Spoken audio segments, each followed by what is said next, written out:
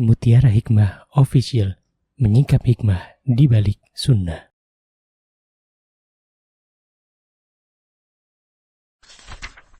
Salurkan donasi terbaik Anda untuk mendukung dakwah Mutiara Hikmah Official. Mari siapkan bekal akhirat kita. Jangan lewatkan kesempatan emas ini. Ayo kita berkontribusi dalam program pembangunan Masjid Mutiara Hikmah yang dibina langsung oleh Ustadz Hanan Yasir MA dan Ustazah Imro'atul Azizah. Raih pahala umroh setara haji dalam program Umroh I'tikaf Ramadan di tahun 2026. Perjalanan penuh makna, bimbingan penuh ilmu bersama Ustadz Hanan Yasir MA dan Ustazah Imro'atul Azizah. Tempat terbatas, daftarkan diri Anda sekarang juga. Jangan lewatkan sensasi umroh full faidah plus daurah fikih hijrah di bulan Syawal tahun 2026 bersama Ustadz Hanan Yasir MA dan Ustazah Imro'atul Azizah. Tempat terbatas, daftarkan diri Anda sekarang juga.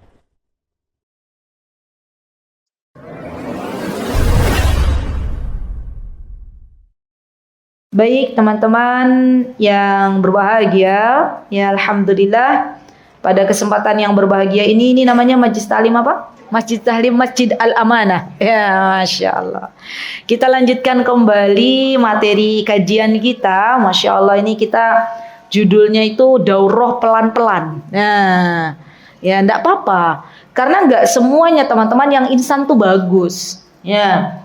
Coba kalau kita belajar satu kitab 2 jam, ya. Itu sistem kebut namanya. Ya. Dan sistem kebut itu tidak selamanya bagus. Yang namanya belajar tuh perlu tadarruj, perlu bertahap. Akan lebih baik belajar sedikit demi sedikit diamalkan daripada belajar banyak cepat kemudian menguap. Ya, maka masya Allah, ketika Allah berikan kepada kita semuanya belajar dengan pelan-pelan, mempelajari kisah-kisah para sahabiah, kemudian kita praktekkan dalam kehidupan sehari-hari, itu jauh lebih baik daripada kita belajar 11 kisah ummahatul mukminin dalam 2 jam, tapi ketika ditanya sebutkan istri-istri Rasulullah nggak tahu. Ya, ketika ditanya apa kelebihan Ibunda Khadijah nggak tahu. Ketika ditanya apa kelebihan Saudah nggak tahu. Ya. Dan alhamdulillah ya, hari ini insyaallah kita akan belajar ya Ibunda, setelah Ibunda Hafsah, Ibunda siapa? Zainab binti Huzaimah. Ya, boleh silakan dibuka teman-teman. Ada di halaman berapa? Halaman 23. Silakan dibuka. Gimana? Bukunya pada kemana? Yang dulu bukunya udah nggak ada ya? Mungkin lupa ya Ummu Wildan. Ana yang lupa mungkin ya. Ana yang oh gitu. Ya deh, insyaallah next time ya, mudah-mudahan ya ibu-ibu. Nggak apa-apa, it's okay. Yang masih ada bukunya coba boleh angkat tangan. 1, 2, 3, 4, 5. Ada lagi? Baiklah. Atau ibu-ibu berarti nyatet aja ya? Ya, oke, bismillah. Kita belajar tentang Zainab binti Huzaimah. Kalau yang masih ada buklet ya, masih ada bukunya, di situ tertulis, coba diperhatikan. Di dalam buku tertulis belajar dari kemuliaan Zainab Al-Qaisiyah. Al-Qaisiyah. Dan ini adalah sesuatu yang banyak sekali orang belum mengetahui. Ya, karena sebutan Zainab Al-Qaisiyah ini diambil dari nasabnya Zainab binti Qais Al-Amiri. Ya, jadi Al-Qaisiyah di sini teman-teman, ya karena kalau kita lihat nasabnya Zainab, yaitu Zainab binti Huzaimah bin Haris bin Abdullah bin Amr bin Qais. Ya, jadi Al-Qaisiyah itu dinisbahkan kepada nenek moyangnya Zainab. Ya. Dan perlu diketahui teman-teman bahwa Rasulullah Shallallahu Alaihi Wasallam mempunyai istri yang bernama Zainab itu 2. Ya, ada Zainab binti Qaisiyah atau lebih terkenal dengan sebutan Zainab binti Huzaimah. Ada Zainab binti Jahash. Jadi ada dua. Ingat ya. Kalau sebutkan istrinya Rasulullah, ya Zainabnya sebutkan dua kali. Karena memang itu orangnya berbeda. Ya, ada Zainab binti Huzaimah dan Zainab binti Jahsh. Dan yang akan kita bahas sekarang adalah Zainab binti Huzaimah. Ya, baik. Zainab binti Huzaimah ini adalah putri dari salah satu tokoh yang bernama Huzaimah bin Harith, ya. Dan ibunya beliau adalah Hind binti Auf. Ya, ditulis Hind binti Auf. Dan Hind binti Auf ini teman-teman, Hind bin Auf ini punya kelebihan yang Allah berikan. Di antara kelebihan yang Allah berikan kepada beliau adalah beliau itu adalah seorang wanita yang memiliki menantu-menantu yang luar biasa. Ya, yuk kita lihat siapa menantunya Hind binti Auf. Ya, Hind binti Auf berarti menantunya beliau siapa teman-teman? Sebutkan satu. Pintar. Rasulullah Sallallahu Alaihi Wasallam. Ya, dan Rasulullah Sallallahu Alaihi Wasallam menikahi anaknya Hind itu dua. Ya, siapakah mereka? Ini nanti ada di kuis nih. Ini kok dikasih tahu dulu Ustazah. Ya. Zainab binti Huzaimah dan Maimunah. Tahu Maimunah istrinya Rasulullah SAW ke-11? Itu ibunya namanya Hind, sama. Jadi Zainab binti Huzaimah dan ibunda Maimunah itu satu ibu. Ya. Ibunya sama, namanya Hind. Berarti menantu pertama Hind bin Auf siapa yang paling keren, yang paling top? Rasulullah Sallallahu Alaihi Wasallam. Yang kedua, menantunya Zainab binti Huzaimah adalah Abbas bin Abdul Muttalib. Abbas bin Abdul Muttalib. Siapakah Abbas teman-teman? Pamannya Rasul. Oke, itu menantunya Hind. Ya, siapa yang dinikahi oleh Abbas? Yang dinikahi oleh Abbas adalah Lubabah al-Kubra atau Ummu Fudail. Lubabah al-Kubra. Kenapa Lubabah al-Kubra? Karena ada Lubabah tuh ada dua. Ada Lubabah as-Sughra, ada Lubabah al-Kubra. Dan yang dinikahi oleh Abbas binti Abdul Muttalib adalah Lubabah al-Kubra atau biasa terkenal dengan sebutan Ummu Fudail. Ya. Jadi Lubabah ada dua. Ada Lubabah al-Kubra, Fudail. Saya Lubabah al-Kubra. Oke. Itu sama. Lubabah al-Kubra juga sama, putrinya Hind. Masya Allah ya. Berarti kan Masya Allah putrinya Hind tuh bukan sembarang perempuan gitu loh. Ya. Kenapa? Karena yang menikahinya tuh Masya Allah keren-keren gitu loh. Bagus-bagus. Nanti kita akan belajar gimana sih mendidik anak perempuan sehebat putri-putrinya Hind itu. Ya. Baik, yang ketiga kita cari tahu dulu siapa menantunya Hind. Yang ketiga, menantunya Hind itu ada Hamzah. Ya. Hamzah, bapaknya siapa namanya? Hamzah bin Abdul Muttalib. Ya, kakak adik sama Abbas. Masya Allah. Hamzah dan Abbas, teman-teman, ini adalah pamannya Rasulullah Sallallahu Alaihi Wasallam yang masuk Islam. Jadi pamannya Rasulullah tuh ada yang masuk Islam, ada yang belum masuk Islam. Yang masuk Islam itu ada Abbas, ada Hamzah. Kayaknya tuh enak banget gitu kalau kita belajar sirah ya. Ya. Kenapa? Karena kita membayangin gitu, Masya Allah ya, ternyata sekelas Rasulullah saja ketika berdoa sama Allah, ya Allah berikanlah hidayah untuk pamanku, Allah belum memberikan itu gitu. Nggak semuanya Allah beri hidayah taufik itu. Masya Allah. Dan Abbas yang beliau menikahi putrinya Hind yang bernama siapa tadi? Lubabah al-Kubra.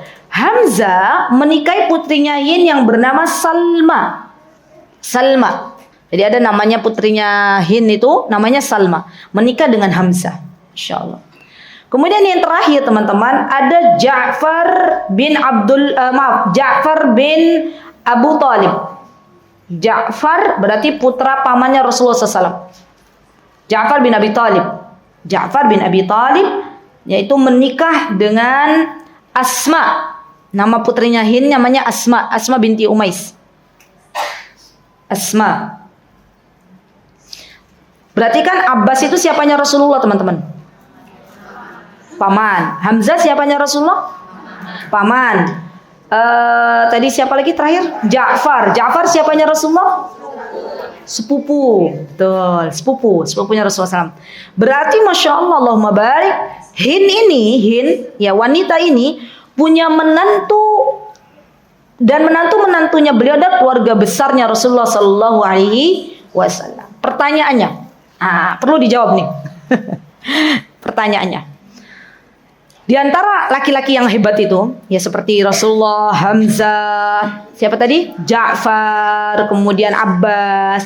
Akankah mereka menikahi wanita-wanita yang biasa-biasa saja? Pertanyaan, tidak. Berarti yang mereka nikahi wanita-wanita yang seperti apa? Yang luar biasa, betul. Yang dinikahi oleh laki-laki hebat itu biasanya wanita-wanita yang hebat. Siapa yang menghebatkan? Allah. Ya, pendamping hidup Rasulullah SAW itu semuanya adalah wanita-wanita yang Masya Allah dekat dengan Rasulullah SAW. Nah, sekarang kita belajar. Yuk, Bismillah, bareng-bareng belajar. Nih, jadi kita belajarnya ini all in, all in. Belajar tentang sirah, belajar tentang sedikit parenting ya.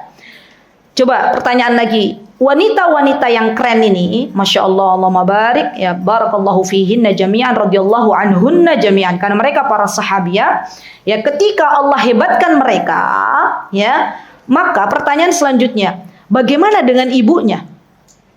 Kira-kira hebat enggak? Luar biasa enggak? Luar biasa. Pertanyaannya lagi, mau enggak kita punya anak-anak yang luar biasa? Yakin? Pengen? Tanya diri kita masing-masing. Kita udah luar biasa belum? Atau kita masih biasa-biasa aja? Ya kan gitu kan? Iya enggak sih teman-teman, coba deh. Kita kan bisa belajar dari sejarah. Ini kan sejarah ya. Ya. Dan tidaklah Hind itu Masya Allah, Allahumma barik ya, mendidik putri-putrinya kecuali beliau didik putri-putrinya menjadi wanita-wanita salihah. Menjadi wanita yang punya harga diri ya, karena kita tahu bahwa Hind ini ya terkenal dengan prinsipnya yang luar biasa, Masya Allah. Maka dari itu jadilah kita muslimah yang berpegang teguh dengan prinsip kita. Jadilah kita wanita-wanita muslimah yang tidak gampang terbujuk rayu oleh laki-laki perebut bini orang gitu ya, atau pebinor. Nanti kita akan belajar di Masjid As-Sof ya. Itu satu hari tuh Wildan, dari jam 9 sampai jam berapa? Sampai 2:30. Semoga Allah kuatkan saya ya. Insya Allah. Nanti insya Allah di sana, insya Allah teman-teman juga nanti selingan insya Allah ada insya Allah belajar membenarkan surah Al-Fatihah dengan putri kami, insya Allah Ananda Aisyah. Insya Allah nanti beliau akan sedikit ya berbagi tentang bagaimana sih bacaan surat Al-Fatihah yang benar ya, insya Allah. Semoga ya teman-teman dengan adanya pembenaran bacaan surah Al-Fatihah, semoga Allah mudahkan kita untuk memperbaiki bacaan salat kita, gitu ya. Baik, nah kembali ke Hind. Jadi Hind ini tuh Masya Allah ya, wanita yang sangat luar biasa ya. Nah buktinya apa Ustazah? Buktinya putri-putri beliau itu Masya Allah dinikahi oleh orang-orang yang kerennya luar biasa. Maka dari itu teman-teman, saya ajak diri saya dan teman-teman semuanya, mulai yuk kita kencangkan doa kita gitu loh. Apa Ustazah di antara doanya ya Allah berikanlah hamba menantu yang baik. Ya, berikanlah hamba menantu yang solih, berikanlah hamba menantu yang solihah, berikanlah hamba besan yang baik. Pernah terpikir sampai ke sana nggak? Belum. Kita doanya Robbi habli minas solihin gitu ya. Coba deh kita. Kenapa teman-teman saya ajak kita tuh berdoa, ya Allah berikanlah hamba tuh besan yang baik, besan yang solih dan solihah. Karena besan kita tuh partner anak kita loh. Besan kita itu mertuanya anak-anak kita. Kalau mertuanya bagus, Masya Allah solih solihah, insya Allah anak kita juga bahagia. Iya enggak teman-teman? Tapi kalau mertuanya Masya Allah gitu ya, kalau bicara kayak pedes, kayak cabai rawit, Masya Allah ya. Saya kemarin baru mengisi kajian online tuh menjadi menantu idaman gitu ya, idaman mertua gitu ya. Terus ada pertanyaan masuk dan saya tuh enggak ada ya wanita yang begini gitu. Jadi pertanyaannya begini, mungkin nanti ada di YouTube ya. Dari wanita ini pertanyaan begini, Ustazah saya mau tanya gimana memperlakukan mertua yang dolim? Karena selama ini tuh mertua saya tuh dolimnya luar biasa katanya gitu ya. kalau saya di rumahnya beliau, saya diminta untuk begini macam-macam lah beliau sebutkan dari A sampai Z. Saya sampai berpikir, ya Allah, ada ya mertua begini ya. Dan itu pasti ada orang beliau yang cerita, ya. Maka dari itu teman-teman, ayo kita kencangkan doa nih. Ya Allah, berikanlah hamba menantu yang baik seperti menantunya Hind binti Auf, gitu ya. Baik, kita balik ke Zainab binti Huzaimah. Nah, Zainab binti Huzaimah ini teman-teman, beliau, silakan dibuka yang ada bukletnya. Beliau terkenal dengan kunyahnya yaitu Ummul Masakin. Ummul Masakin itu ibunya orang-orang miskin. Ya. Jadi Zainab ini terkenal dengan sebutan Ummul Masakin. Kenapa beliau dijuluki Ummul Masakin? Karena beliau Zainab binti Huzaimah radhiyallahu anha sejak masa jahiliyah sampai beliau masuk Islam menjadi seorang muslimah, ya, lagi-lagi ditambah lagi menjadi istrinya Rasulullah SAW, beliau bertambah baik kepada orang-orang miskin. Masya Allah. Baik, yuk sekarang kita belajar. Kalau kita sudah tahu bersama bahwa Zainab binti Huzaimah ini dipilih oleh Allah Subhanahu wa taala menjadi wanita yang penuh pesona dengan kebaikannya, yaitu mencintai orang-orang miskin, dan akhirnya Allah Subhanahu wa taala memberikan kepada Ibunda Zainab sosok Rasulullah SAW. Setelah Ibunda Zainab menikah 2 kali, jadi sebelum menikah dengan Rasulullah SAW, Ibunda Zainab itu menikah dengan 2 laki-laki. Ya, laki-laki yang terakhir, yang kedua yang dinikahi oleh Ibunda Zainab itu meninggal dunia syahid di peperangan Uhud. Ya, kemudian beliau dinikahi oleh Nabi kita Muhammad sallallahu alaihi wasallam. Artinya, ya, beliau punya akhlak yang begitu mulia. Apa sih akhlaknya Ibunda Zainab? Yaitu penyayang kepada orang-orang miskin. Masya Allah, beliau tuh hobi banget ngasih makan orang miskin gitu. Nah, di dalam Al-Quran teman-teman, yuk kita coba dibuka surah Al-Insan. Silahkan dibuka surah Al-Insan ayat 8 sampai 9. Ya, dibuka yuk, bismillah. Kenapa saya ingin teman-teman membuka Al-Quran? Agar kita tuh ingat, dalil untuk memberi makan orang miskin tuh ada dalam surat Al-Insan ayat 8 sampai 9. Al-Insan itu teman-teman ada di juz 29.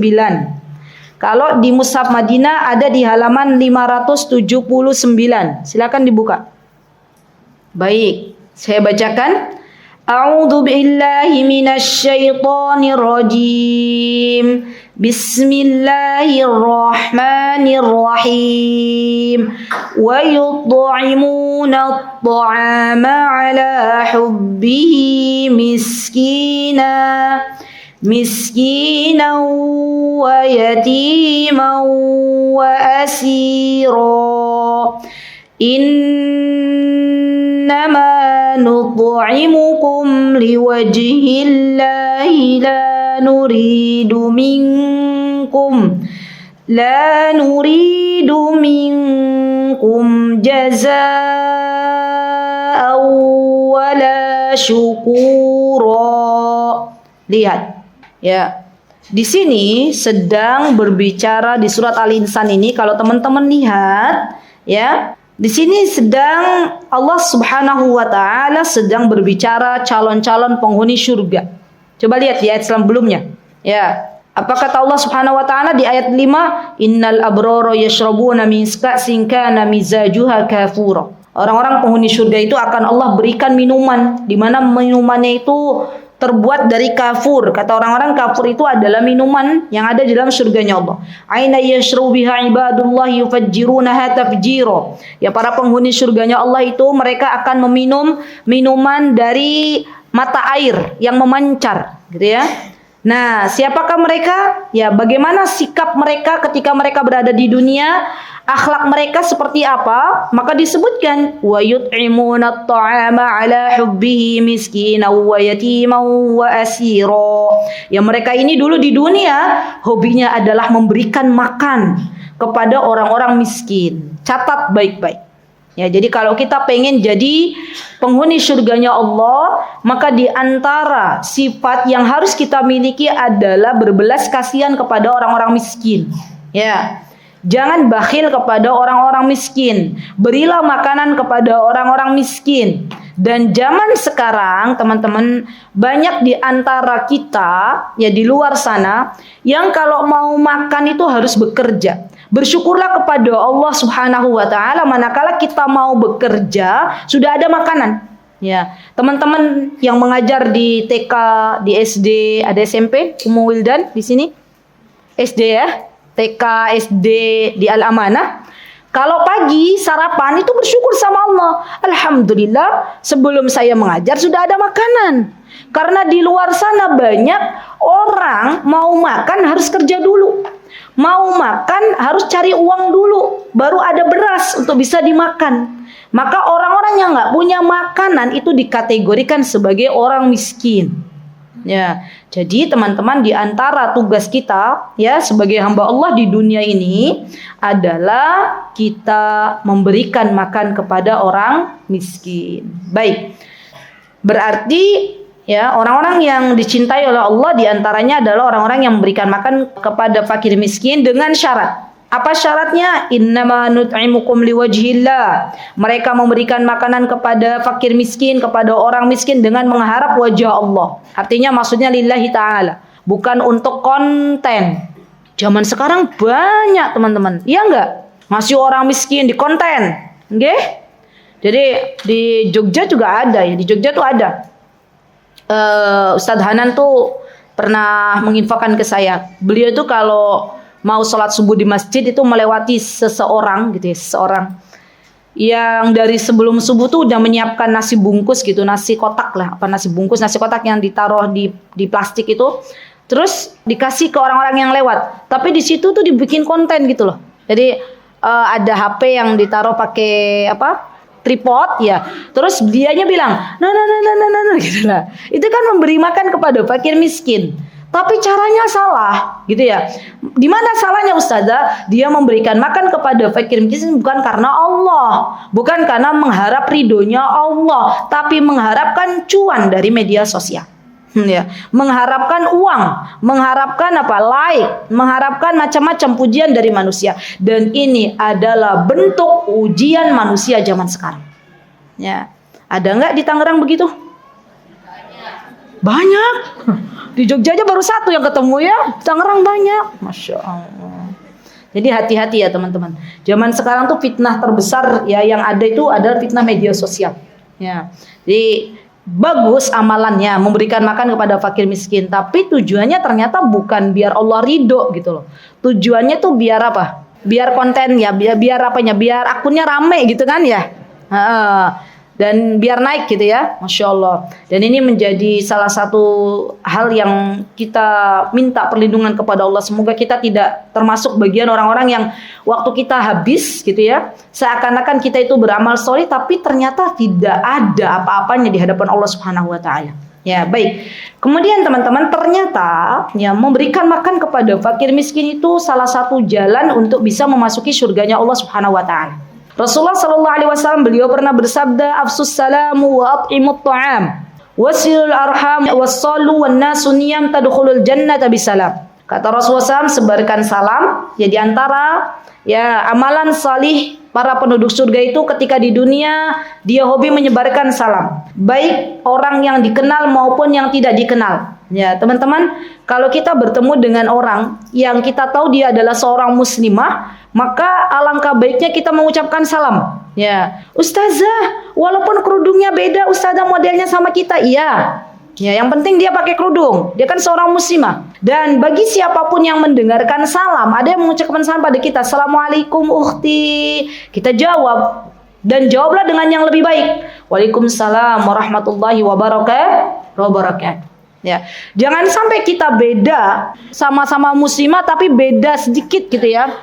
Sampai kita ngucapin salam gak dijawab, itu jangan teman-teman. Ya, berbuatlah sesuatu tuh yang baik-baik gitu. Kalau memang mereka adalah muslimah, walaupun beda manhaj ya, tetap kita wajib untuk mengucapkan salam. Ya, dan kalaupun ada yang mengucapkan salam kepada kita, wajib kita untuk menjawabnya. Maaf, mengucapkan salam hukumnya sunnah, menjawab salam hukumnya wajib. Ya, dan ini adalah bagian dari amalan-amalan penduduk surga. Yang kedua, amalan penduduk surga adalah memberikan makan kepada fakir miskin. Wat'imut ta'am. Jadi memberi makan itu dinilai sebagai amalan yang memudahkan seseorang dimasukkan ke dalam surganya Allah.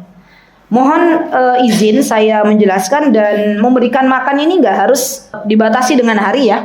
Paham maksudnya? Boleh setiap hari, silahkan. Ya. Ustazah, saya mau kasih makan orang miskin hari Ahad aja. Ya. Hari Sabtu aja, hari Jumat saja. Misalnya, kita membatasi diri itu. Ya, selagi kita diberikan kemampuan oleh Allah, ya kasih makan. Ya, kalau kita lihat ada orang yang membutuhkan, tetangga kita, masya Allah anaknya banyak, ya suaminya qadarullah di PHK, ya, maka kita boleh memberikan makan setiap hari. Ya, baik itu memberikan makanan yang mentah berbentuk uang atau beras, atau makanan yang siap saji, sama hukumnya. Ya, lebih baik mana? Lebih baik yang siap saji, tapi kan nggak semuanya orang berpikir sampai ke sana. Ya, ada yang penting saya kasih beras Ustazah, sama itu hitungannya adalah wayut imunat ta'am, memberikan makan, sama. Ya. Baik. Kemudian di antara amalan penduduk surga, teman-teman, adalah mereka yang rajin sholat di malam hari. Ya, wasallu wan nasun niyam. Ini artinya adalah para ahli tahajud. Orang-orang yang gemar sholat malam. Dan izin saya menyampaikan, teman-teman, jikalau Allah sudah memudahkan kita untuk bangun di malam hari, demi Allah, jangan merendahkan saudara kita yang belum diberikan hidayah oleh Allah untuk bangun malam. Ya, jangan kita menjadi orang seakan-akan, wah aku loh yo ahli tahajud. Misal contoh, karena ketika kita menyombongkan diri kita dan merendahkan orang lain, bisa jadi itulah amalan yang akan membawa kepada su'ul khatimah. Jadi jangan merendahkan orang lain. Daripada kita merendahkan orang lain, daripada kita memicingkan mata ya orang lain yang belum Allah berikan hidayah untuk sholat malam, lebih baik kita doakan. Ya semoga Allah berikan hidayah. Ya enggak teman-teman? Ya karena kita tuh banyak ya, di antara kita banyak yang kita sudah diberikan hidayah sama Allah, tapi kita seolah-olah kita merendahkan orang yang belum diberikan hidayah. Jangan. Tetap kita doakan. Dan itulah akhlak yang baik. Ya, baik. Kemudian, subhanallah, ternyata teman-teman, memberikan makan kepada fakir miskin ini adalah jalan dijauhkan kita dari api neraka. Ya, coba kita lihat teman-teman, surah Al-Mudaththir. Ayo dibuka bareng-bareng, biar kita lebih semangat untuk membantu para fakir miskin. Ya, silahkan dibuka surah Al-Mudaththir ayat 42 sampai 44. Sudah? Baik. Di dalam surah Al-Mudaththir ya ayat 42 ini ya disebutkan tentang orang-orang penghuni neraka. Ya, apa yang menyebabkan mereka berada di Sakor? Ya, Allah Subhanahu wa taala berfirman dalam surah Al-Mudaththir dimulai dari ayat 42, saya bacakan. A'udzu billahi minasy syaithanir rajim. Bismillahirrahmanirrahim. Ma salakakum fi saqar? Qalu lam naku minal musallin wa lam naku nut'imul miskin wa kunna nakhudhu ma'al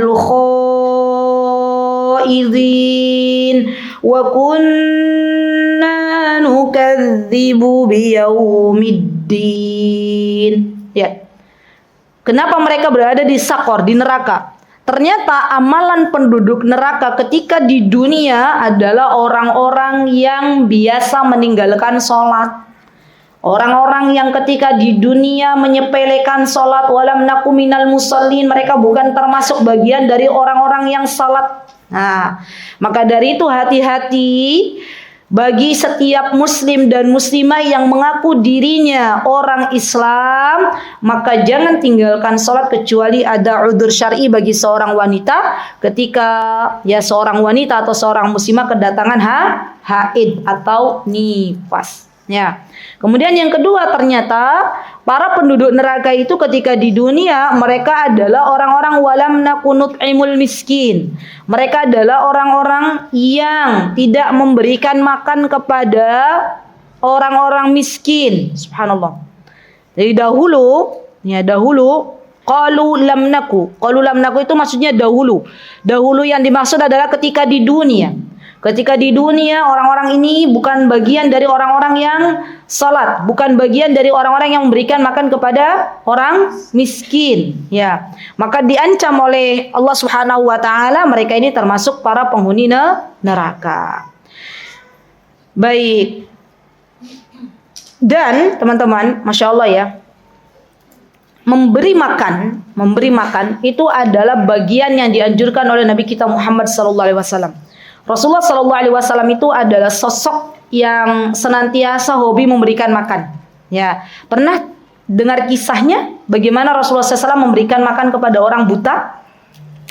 Ya enggak? Siapa yang pernah dengar kisahnya itu? Boleh angkat tangan. Ada nggak? Jadi Rasulullah tuh beliau punya, Masya Allah ya, kebiasaan sekelas Rasulullah loh teman-teman. Yang mana beliau istrinya 11, ya, Masya Allah.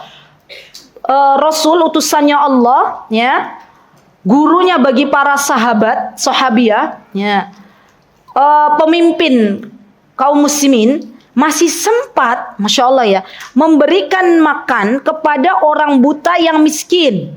Pertanyaannya untuk kita ini siapa? Ya, utusan Allah bukan? Ya, pemimpin kaum muslimin bukan. Alhamdulillah suami punya satu, gitu kan ya? Iya enggak? Maksudnya kita ini siapa gitu loh. Jangan sampai kita itu katakan gak ada waktu ya untuk kasih makan orang miskin. Subhanallah. Rasulullah SAW teladan kita semuanya. Beliau masih menyempatkan waktu untuk memberikan makan kepada orang miskin yang buta. Pernah dengar kisahnya? Jadi Rasulullah tuh termasuk beliau itu kebiasaannya setiap hari itu memberikan makan, bahkan disuapi itu orang miskin yang buta. Dan orang miskin yang buta ini bukan muslim. Ya. Beliau itu adalah orang yang sangat membenci Nabi kita Muhammad SAW. Ya.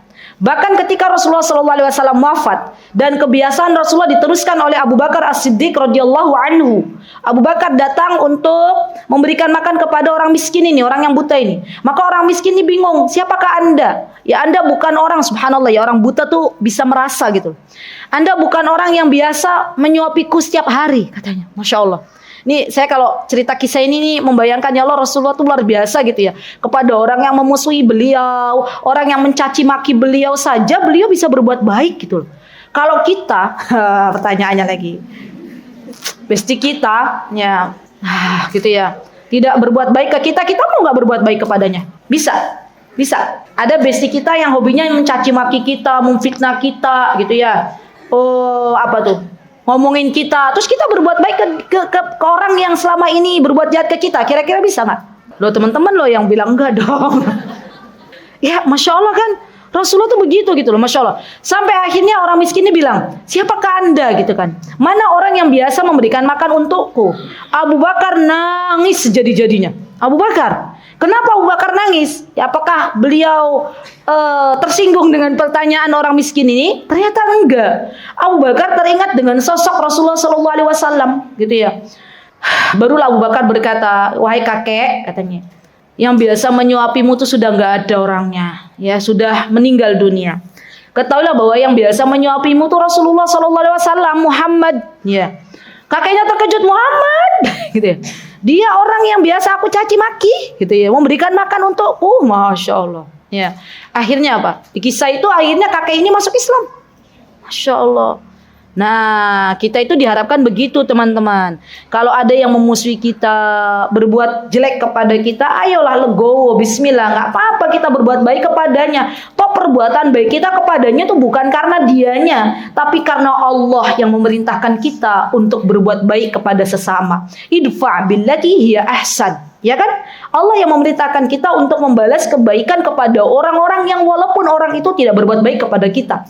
Apakah ketika kita berbuat baik kepada orang yang selama ini jahat kepada kita, kemudian kita tidak ditulis pahala oleh Allah Subhanahu wa taala? Enggak, ditulis pahala oleh Allah Subhanahu wa taala. Bahkan yang butuh amal soleh itu kita, bukan teman kita.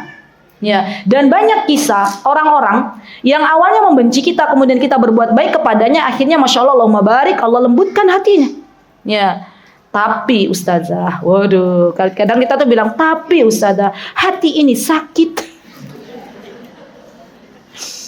Iya, saya kalau ketemu jamaah itu ya, jamaah tuh bilang, ustazah, saya tuh ustazah kalau lihat orang yang pernah berbuat jahat ke saya tuh saya nggak mau lihat lagi ustazah, terkenang bagaimana dia dulu menyakitiku. Waduh, kan kita tuh perempuan tuh banyak bapernya ya.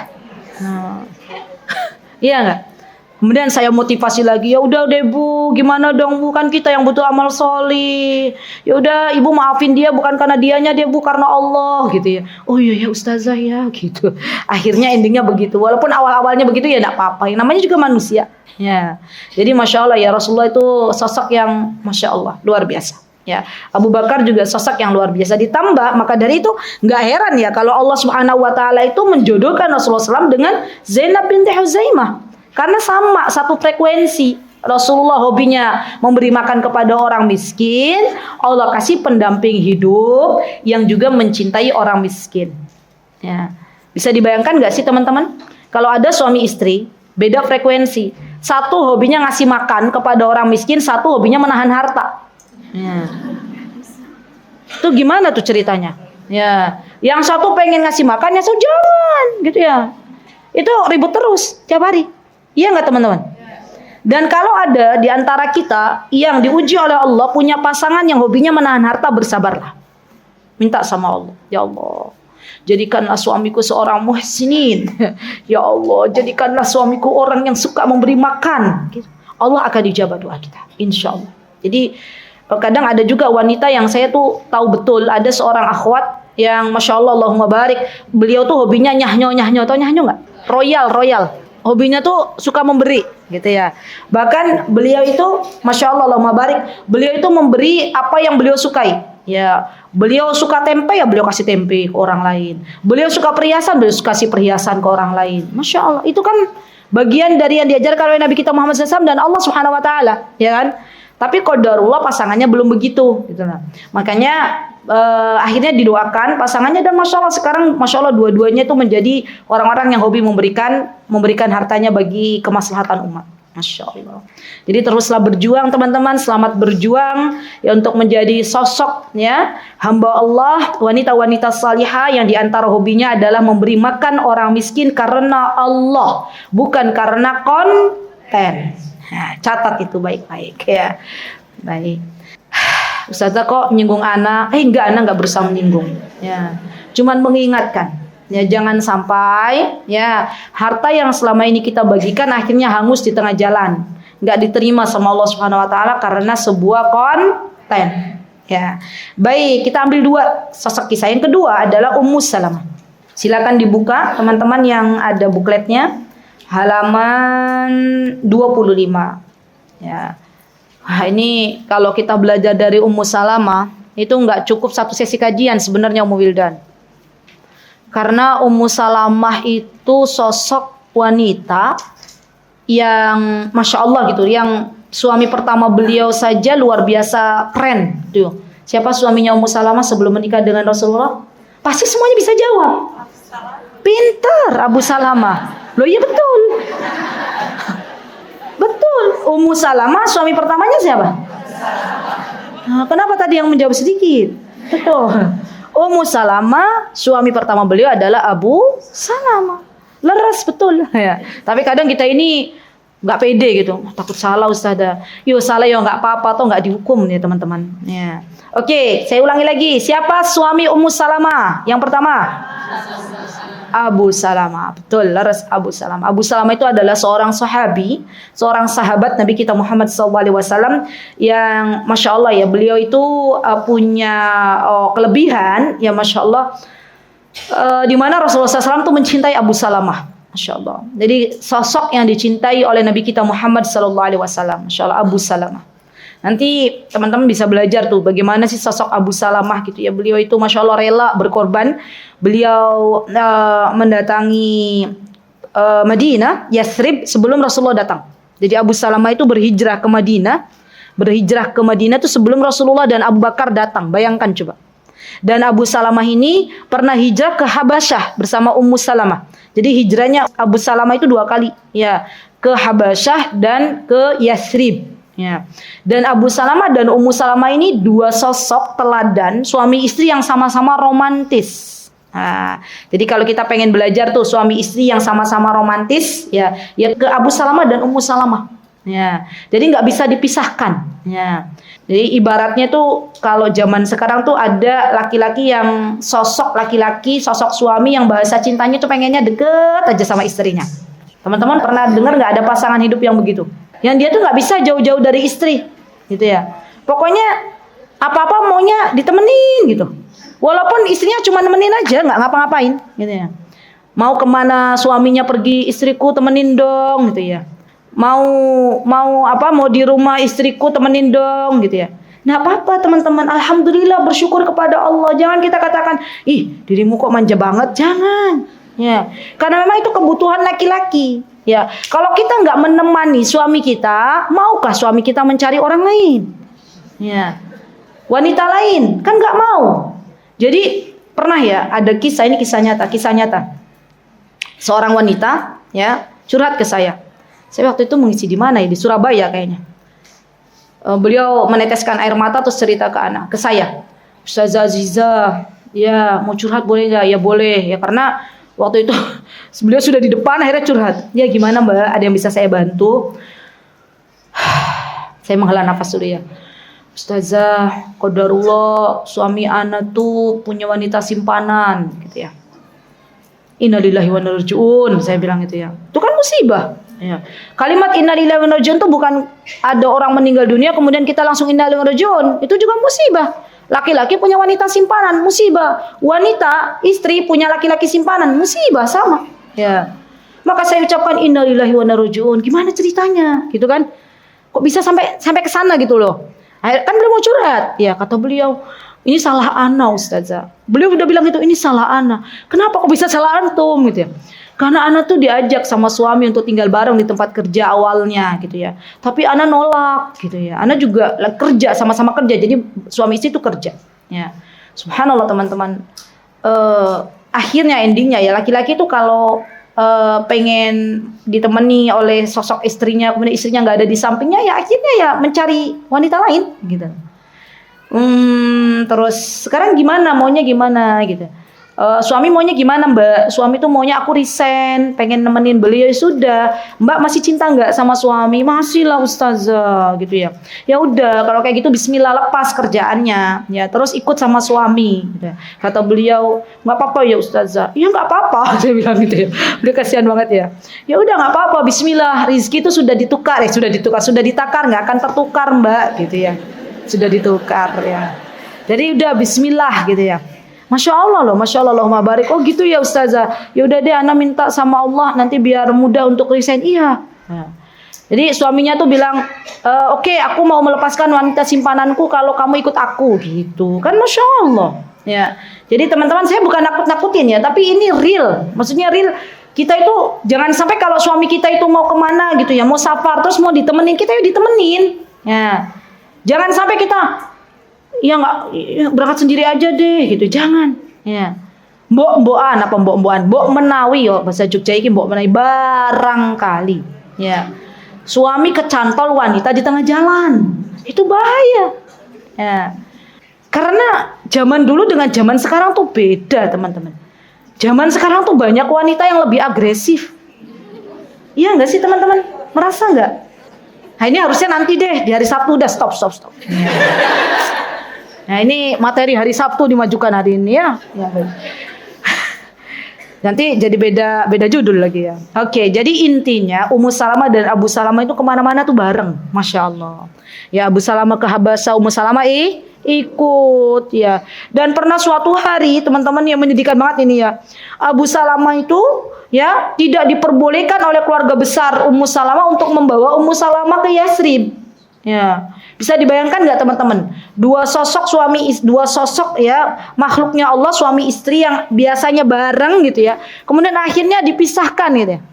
Dan ketika itu Ummu Salamah nggak boleh sama keluarga besarnya, ya karena keluarga besarnya mengkhawatirkan nanti kalau Ummu Salamah pergi sama engkau wahai Abu Salamah di sana seperti apa. Di sana tuh belum ada sosok muslim gitu. Jadi khawatir yang berlebihan. Ya akhirnya apa, Abu Salamah berangkat sendirian.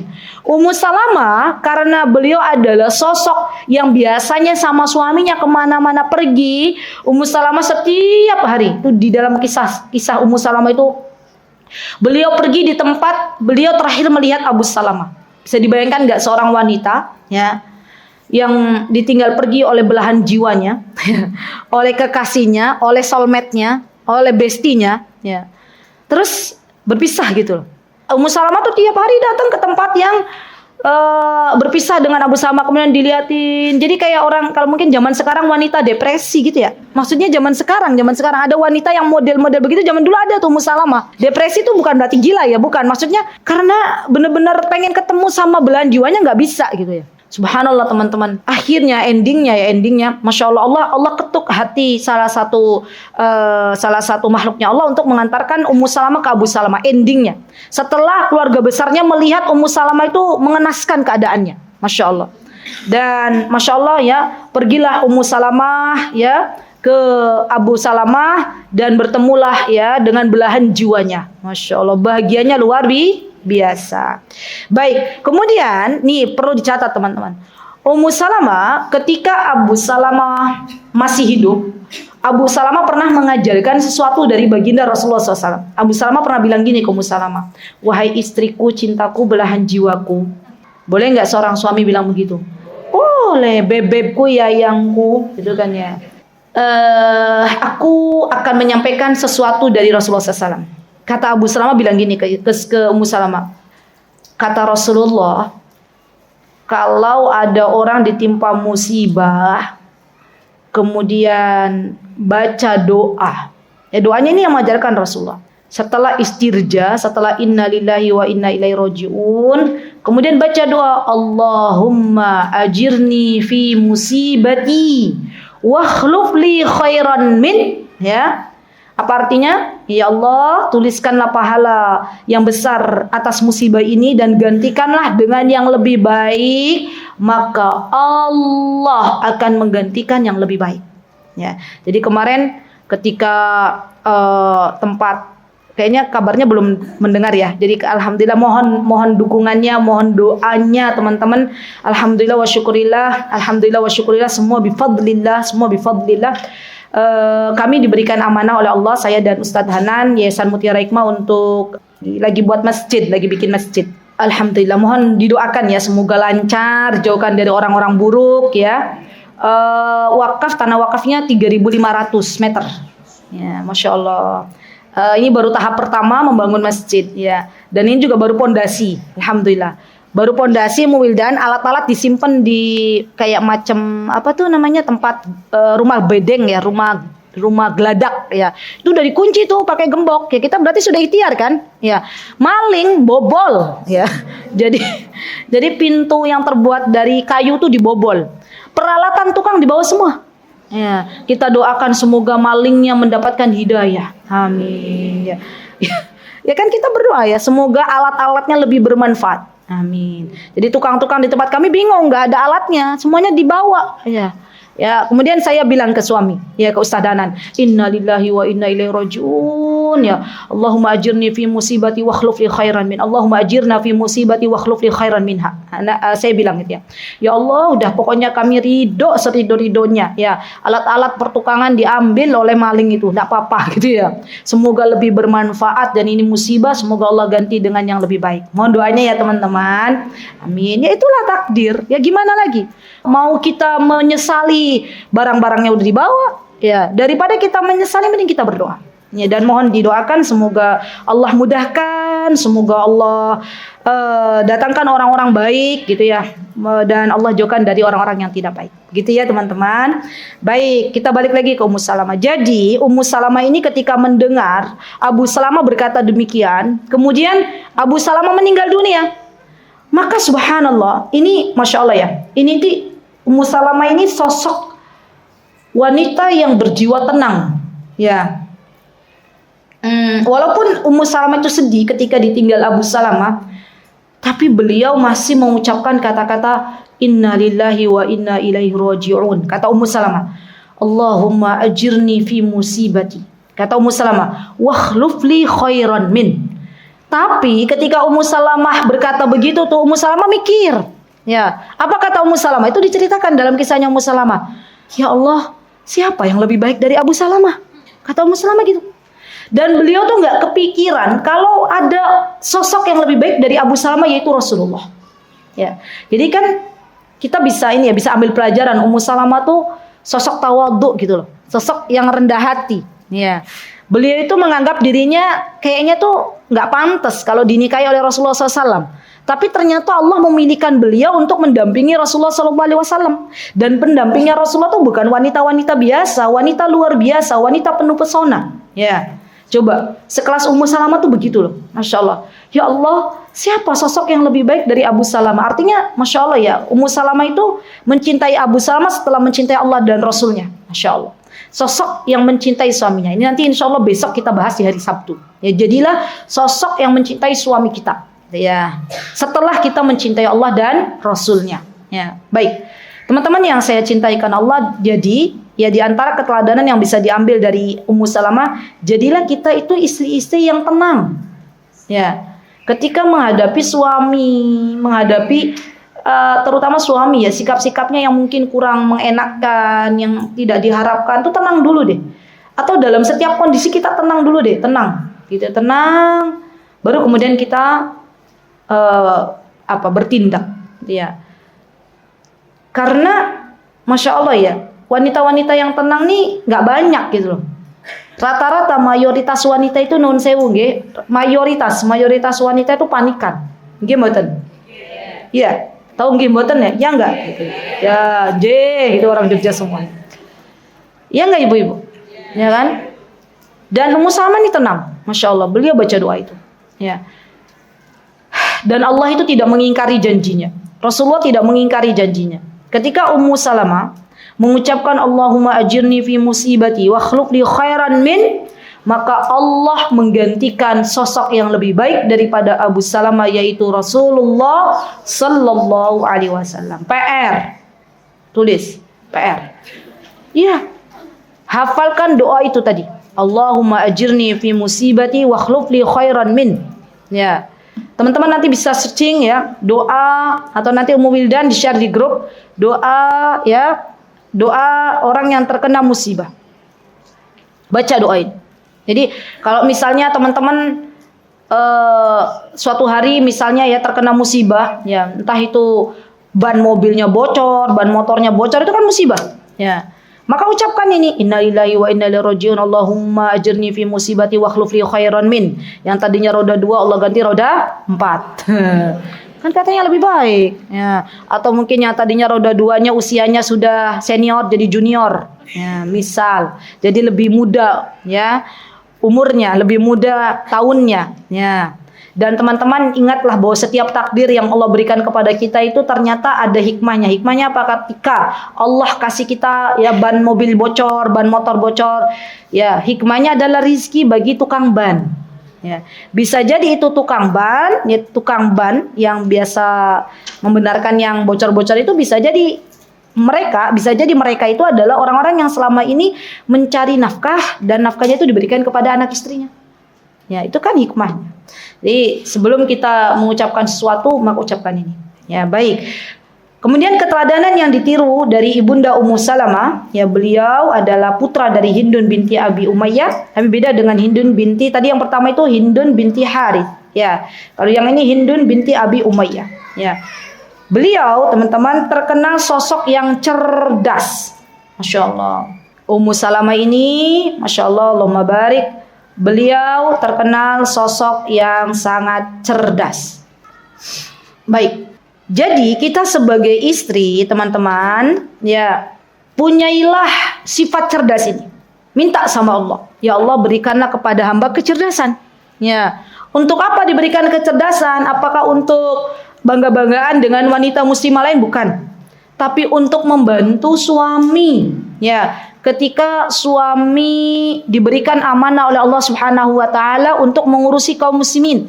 Ya, kalau ada laki-laki, Masya Allah ya, yang kerjaannya mengurusi kaum muslimin, ya, siapalah mereka banyak. Ya, di Al-Amanah pasti ada. Ya, orang-orang yang hobinya itu Masya Allah memberikan manfaat sebanyak-banyaknya untuk kaum muslimin. Maka laki-laki ini diharapkan memiliki istri yang cerdas.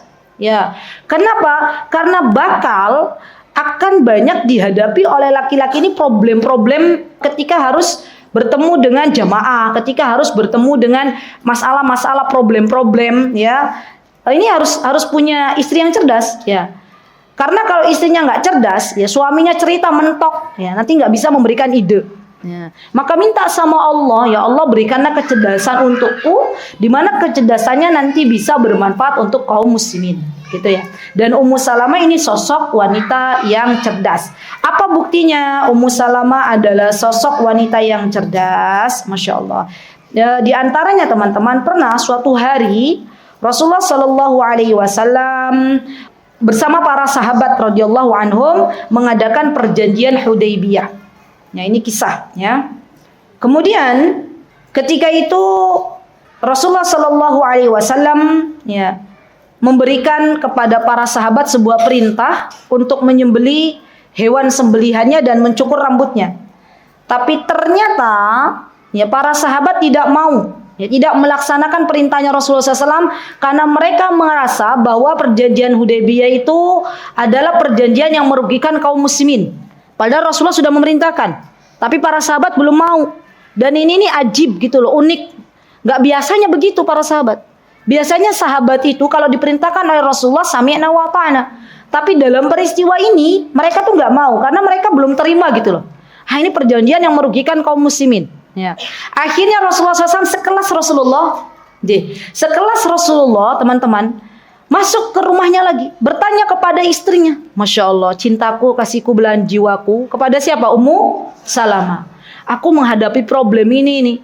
Para sahabat kok nggak manut, nggak nurut, diperintahkan ini kok nggak. Saya perintahkan untuk potong rambut, nggak ada yang potong rambut. Saya perintahkan untuk menyembeli hewan, kok nggak ada yang menyembeli. Apa kata Ummu Salamah? Masya Allah, ini sosok cerdas ya, Masya Allah. Ummu Salamah bilang begini, ya Rasulullah, gitu, ya Rasulullah, sekarang engkau panggil tukang cukur rambutmu, gitu ya, cukurlah rambutmu. Nanti engkau keluar dari rumah sembelih hewan sembelihanmu.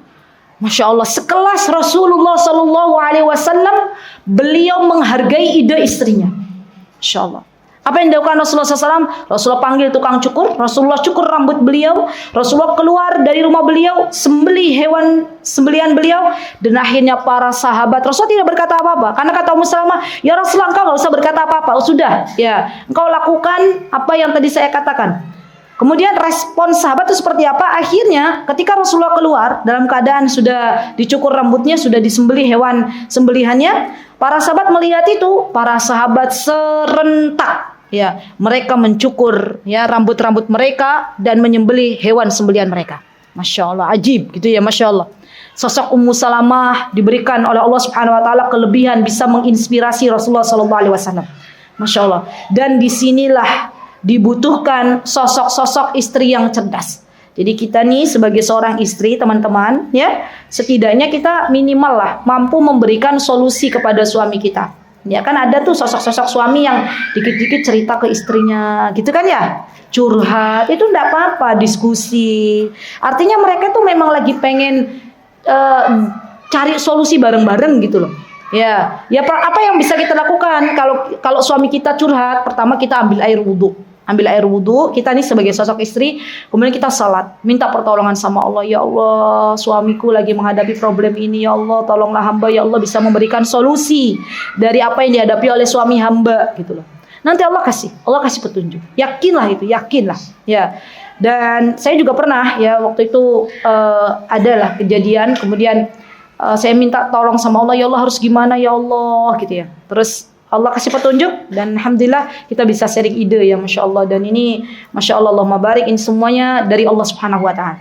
Ya, jadi sosok Ummu Salamah itu adalah sosok yang sangat luar biasa, menginspirasi Rasulullah Shallallahu Alaihi Wasallam. Ya, dan akhirnya alhamdulillah para sahabat pun mengikuti apa yang dikatakan oleh Ummu Salamah, dan Rasulullah Shallallahu Alaihi Wasallam juga memberikan teladan yang baik bagi para sahabat. Baik, ya. Ummu Salamah juga sosok seorang wanita yang rajin menuntut ilmu. Masya Allah. Ummu Salamah ini sosok wanita yang sangat luar biasa. Beliau, kata Imam Ad-Dhahabi rahimahullah ta'ala, meriwayatkan sebanyak 380 hadis. Ya. Jadi kenapa istri Rasulullah itu adalah yang dipilih oleh Allah tuh wanita-wanita yang cerdas, wanita-wanita yang hobinya belajar. Karena dari mereka lah kita para muslimah belajar. Ya. Dari mana kita belajar tentang cara mandi junub? Dari istrinya Rasulullah SAW, ya kan? Rasulullah yang mengajarkan kepada istri-istri beliau bagaimana mandi junub. Ya. Dan dari mana kita belajar? Ya, hadis-hadis yang berkaitan dengan perbuatan Rasulullah SAW di dalam rumahnya. Dari ibunda Ummahatul Mukminin, ya, dari istri-istri Rasulullah Sallallahu Alaihi Wasallam. Jadi di antara wanita yang mempesona adalah wanita-wanita yang ya tidak melalaikan waktunya untuk belajar. Ya, jadilah kita wanita-wanita muslimah yang terus belajar dimanapun kita berada, kapanpun Allah berikan kepada kita kesempatan, maka belajarlah. Ya, karena Ummu Salamah ini adalah seorang istri Rasulullah SAW, seorang sahabiah yang hobinya belajar. Ya, baik. Kemudian Ummu Salamah radhiyallahu anha, beliau, masya Allah, beliau wafat di masa pemerintahan Yazid bin Muawiyah. Yazid bin Muawiyah, ya tepatnya di tahun 61 Hijriah. Dan Ummu Salamah ini teman-teman, masya Allah ya, beliau sosok yang Allah berikan usia yang lumayan panjang. Itu ada yang mengatakan 90 tahun, ada yang mengatakan 84 tahun. Kalau tadi yang pertama kita pelajari Zainab binti Huzaimah, itu 30 tahun diwafatkan oleh Allah, usia 30 tahun. Beliau menikah dengan Rasulullah SAW itu hanya beberapa bulan saja. Ada yang mengatakan 5 bulan, ada yang mengatakan 8 bulan saja. Jadi Zainab binti Huzaimah itu menikah dengan Rasulullah itu hitungannya bulan, bukan 1 tahun. Bulan, ada yang mengatakan 5 bulan, ada yang mengatakan 8 bulan.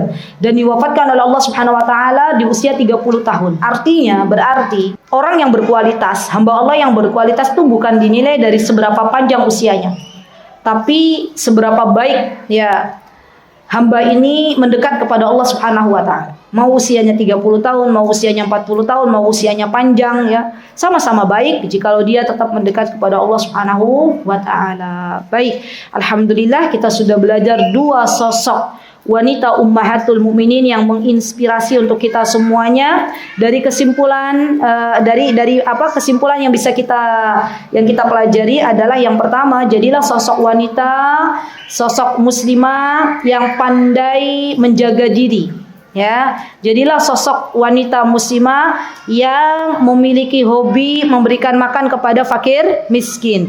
Jadilah sosok wanita muslimah yang cerdas, pandai menginspirasi orang lain. Ya, jadilah sosok wanita muslimah yang terus belajar tanpa henti. Ya, karena kita tidak pernah tahu amal solih mana yang akan memasukkan kita ke dalam jannahnya. Selamat berjuang teman-teman ya, untuk terus memperbaiki diri menjadi hamba Allah yang lebih baik lagi. Masih ada kesempatan kita untuk bertaubat, masih ada kesempatan kita untuk memperbaiki diri selagi Allah masih memberikan usia kepada kita, dan terus berdoa kepada Allah semoga Allah Subhanahu wa taala menjaga kita dari fitnah syubhat dan syahwat yang menyambar pada zaman sekarang, dan semoga Allah jadikan kita calon-calon penghuni surganya Allah. Amin Allahumma amin. Aqulu qouli hadza wastaghfirullah li wa lakum wa akhiru da'wana alhamdulillahi rabbil alamin. Assalamualaikum warahmatullahi wabarakatuh. Mutiara Hikmah Official, menyingkap hikmah di balik sunnah.